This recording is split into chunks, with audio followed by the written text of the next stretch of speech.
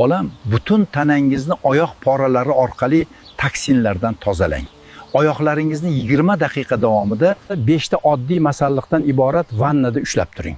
Xitoy tibbiyotiga ko'ra, oyoqdagi asab tugullari, limfa tizimi bilan bog'langan bo'lib, tana toksinlarni aynan shu orqali tashqariga chiqaradi. Avval issiq suv, chidashingiz mumkin bo'lgan darajada issiq bo'lsin. 1 stakan Epsom tuzidan soling.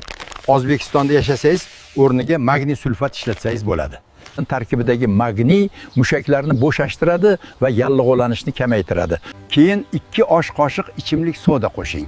Ichimlik soda qo'shish terini muvozanatlashtiradi va yumshatadi. Va chorak stakan limon sharbati qo'shing. Limon to'qimalarda yig'ilib qolgan turg'un moddalarni parchalaydi. Keyin bir bo'lak yangi zanjabil qo'shing, uni ko'pchilik qo'shmaydi. Xitoy tabobatida zanjabil muolajaning kuchini 2 barobar oshiradi. U meridianlarni isitadi va hamma narsani yuzaga tortib chiqaradi. Oyoqlaringizni 20-30 daqiqa davomida vanna qiling. Masalliqlar o'z ishini bajarsin.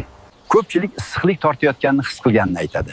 Keyinchalik ular yaxshi uyqu, kamroq stress va miyadagi tuman yo'qolganini aytib qaytishadi.